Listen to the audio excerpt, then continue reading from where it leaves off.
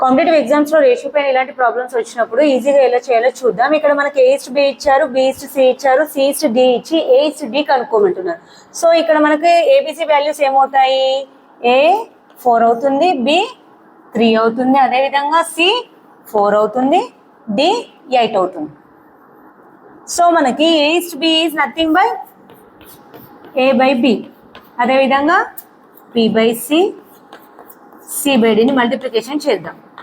So ఇక్కడ ఏమవుతుంది? B cancel, C cancel, that is A/D. A అంటే ఏంటి మనకి ఇక్కడ వాల్యూస్? 4, D అంటే 8.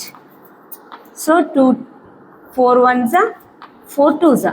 So A/D is equals 1:2 is the right answer.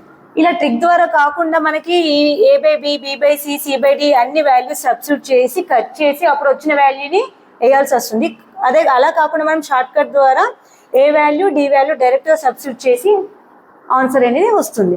అదేవిధంగా ఈ ప్రాబ్లంకి ఆన్సర్ ఏది వస్తుందో చెప్పండి.